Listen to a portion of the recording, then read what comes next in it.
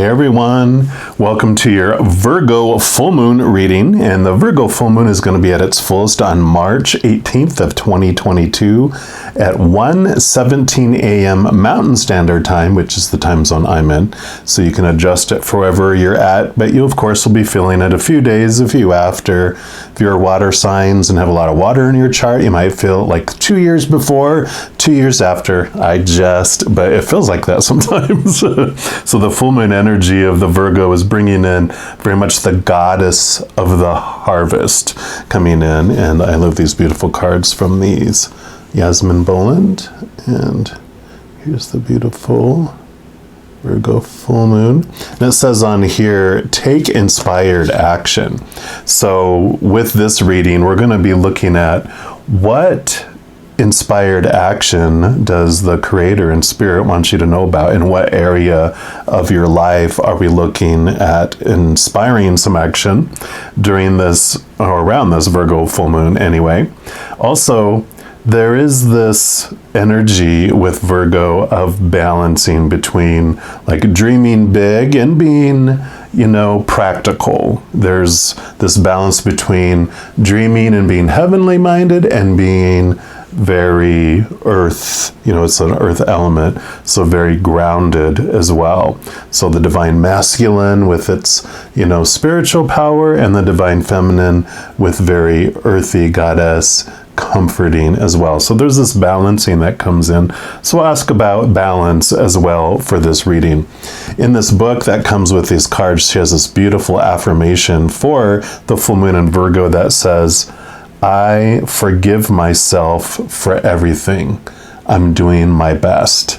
And I love that energy for this because, as you are inspiring yourself for something or you're balancing things out, there's no super, user manual. I don't know if we would read it if we had it anyway, but you are doing the best moment by moment. You're always giving the best for that moment. So I love that. But we're going to jump in for a reading for each of the zodiac signs, and I'm going to jump in for your sign right now. All right, my Leos, this is your reading for the Virgo full moon, and we're going to start off here by pulling a card from the Queen of the Moon Oracle, and this is going to represent what Spirit wants you to know, like where some inspired action can happen, or like what area of your life they are recommending some inspired action. All right, so for our Leos. Okay, we want that one right there. And you have peace, the waning crescent. Love that beautiful picture there. And I'll just put this over here. And let's take a look. That's card number 28. And it says, peace of mind is one of the greatest gifts we can give ourselves. Refuse drama and do not freely engage with people who use drama as a weapon. Stop fighting. Allow yourself to rest for a while. When we let what we no longer need go, we make room for peace. And the little affirmation for the card is, I choose to create and hold peace. I allow this to ripple out into the world. It says, we are an anxious bunch, us modern folk. We are constantly stimulated or not stimulated enough. We find it hard to sleep. Insomnia is at a record levels in the Western world. And for some, we self-medicate with food, devices, drama, and work. We seek peace, but we don't know how to go about it particularly well. Peace can begin with a series of decisions we make. For example, we can decide we can't control everything. Shock! The ancient Greek Stoics had a great strategy here, advising a split of your issues into I can control this and I have no control over this. Think about the most pressing and worrying issues you have right now, or the situations that are giving you the most sleepless nights, then break them down into pieces and place them under the correct heading. So be honest and discerning. I can control this. I have no control over this. What you'll find is that most of your situations or issues are under this second heading. The Stoics advised that the things listed there deserve no more of your attention because they're actually out of your control. Wow. However, the things under I can control this are important, and you must action these to the best of your ability. These are those things you will influence and where you will glean the most change. While this seems a simple system, I promise you it will give you far less to worry about and instantly more peace. We can be more focused and mindful about what we are doing in real time. We can place ourselves deliberately in sessions in quiet, beautiful, and peaceful environments. We can learn what for us brings our body rest and peace. We can choose to not do the head miles of worry. Worry is, after all, chewing gum for the mind. Not really nutritious in any way, but something to do. When we let go of what we no longer really need, peace floods in, taking up this old space and healing it. I love it. And the companion stone or metal on that is amethyst, if you are into crystals and those things. So that is perfect. I mean, we asked, inspired action where? Peace of mind. So the inspiration is to create, those two columns and put those things that are on your mind under one or the other. Take action on these, and these let go of because they don't deserve your energy anymore. And then we're going to pull a card from these Sirian Starseed Tarot, and this is going to represent just what they want you to know about balance during this, or around this Virgo full moon. So let me just shuffle these up. These are very large cards. I'm a very tall, big person with big hands, and so these cards even make my hands look small. But I love them. All right, so what do you want our Leos to know about balance around this Virgo full moon, please? Okay, they actually do want this top one right here.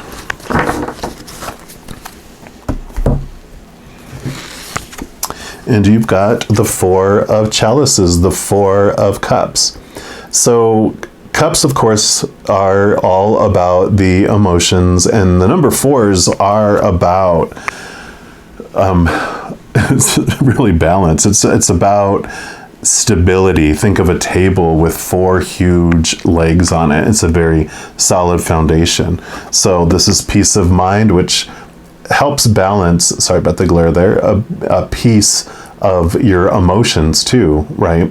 Which makes sense because our thoughts and our emotions are so tightly intertwined.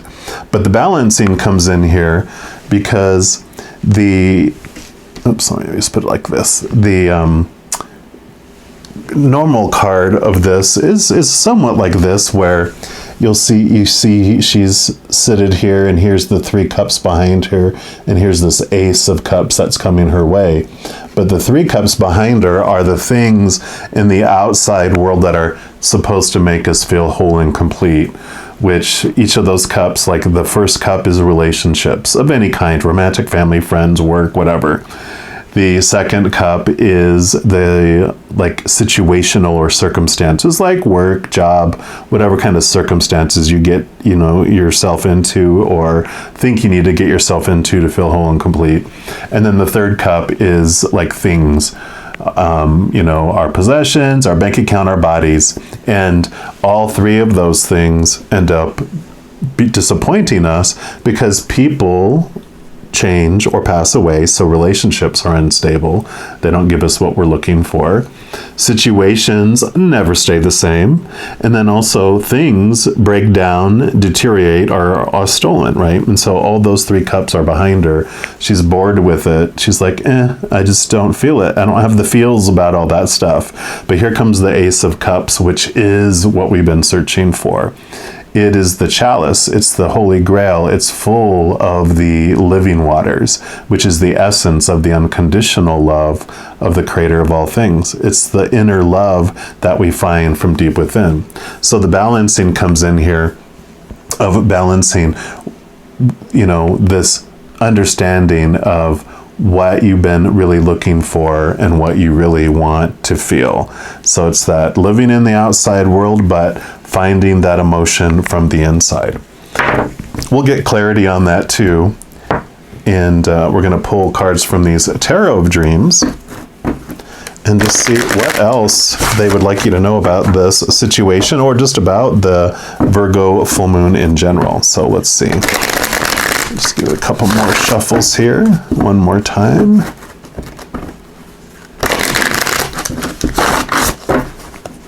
All right. So what else for our Leos? Okay. What else would you like them to know? Okay. They do want that one. They definitely want to talk to you. There's like, okay, they want these too. Okay. So let me put these out here without destroying my setup here. So we got to that one there, and yeah, they want those two and these two go over here. Okay. So we will do the setup the way they are wanting me to, and we'll do that. Okay, so for over here, so you have the Knight of Cups. So you got Cups is the emotions like we talked about here, and the Knight is in search of the Holy Grail. I'm not sure in this one, do they? Nope, I don't see it in these particular, but the they usually will have like the Ace of Cups with them, you know, this Ace of Cups here. And so the Knight is all about the quest, and this is in search of the emotions, actions in the emotional realm, right? So I love that this piece, this is basically them saying that, yes, this inspiration, this action is all part of helping with the balancing of these emotions, because of course, all this keeping you up at night and all the stuff that's on your mind is triggering these emotions that is making you feel out of balance in your emotions. So this action that they had about the kind of two buckets of where you put things is an important piece of that. And then you have the Five of Swords. So swords is your thoughts, your beliefs, your mindsets, your mentalities. And the number fives are all about a transformation in a way of looking at things. And what I love about the Five of Swords in this one is they have him having the Ace of Swords here, which helps him with the transformation in his thoughts and beliefs that help bring this peace of mind. So exactly as we're talking about before with this card, this weighing out of things, it's almost like there's four swords, two swords over here and two swords over here, and the one in the middle, you're determining which one you're going to go with. What's your mindset? Which one are you, so it's kind of like that sorting out, like it mentioned in there.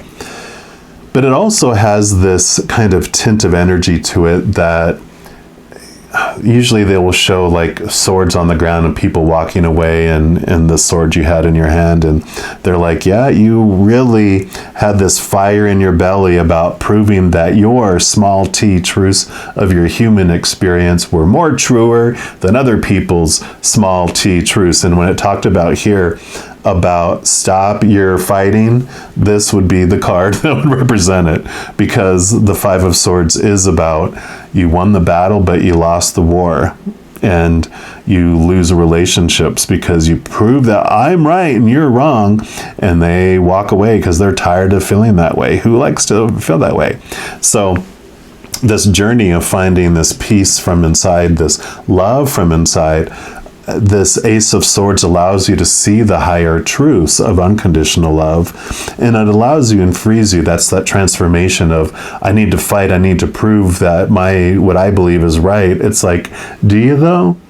If you connect inside into this Ace of Cups, into the higher realm, into those capital T truths of the spiritual world, those capital T truths don't have to ever be defended because they're true. True things never need to be defended. They just are, and they will show themselves as true. But what we do with our fear ego, we feel we have to defend because we're in fear that our small t truths are incorrect or going to be proven wrong, or someone's going to think they're wrong and we have to prove that they're right.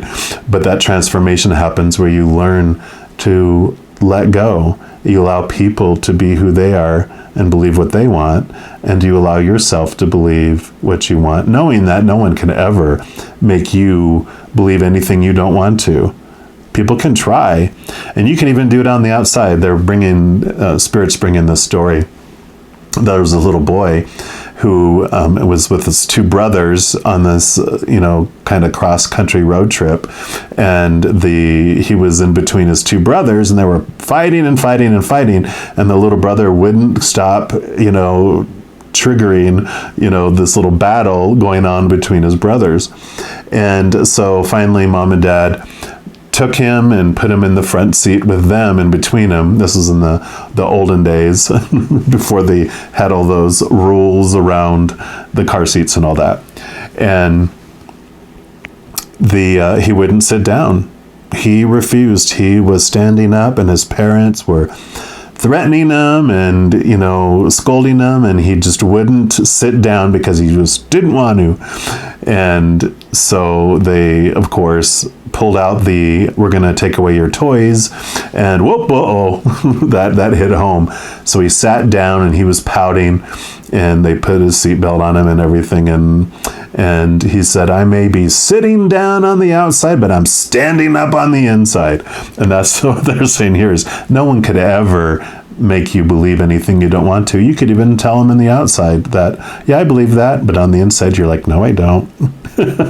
So there's like this little rebellious freedom in that, you know what? That's true. I never have to believe anything I don't want to believe, and I don't have to make anyone else believe anything they don't want to either. So there's this freedom and this peace that comes in with that.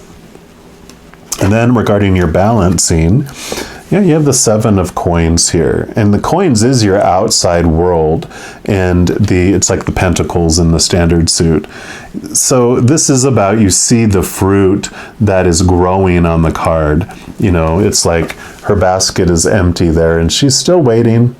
She's like, they're not quite ready yet. And this is like this little message that there's a lot of fast movement on our inner world that we do regarding our mind and our emotions, our inspiration. But the outside world has its seasons, the full moons, the moon has its cycles. Everything moves in a standard kind of timing in the outside world, which tells us that things happen faster on the inside than they do on the outside, and it takes time for the outside to catch up with you. It's also just this reminder that we don't change from the outside in, we change from the inside out. So you might have some stuff happening and change on the inside. It's going to take time for the outside to catch up. Okay. Then you have the King of Coins, or the King of Pentacles.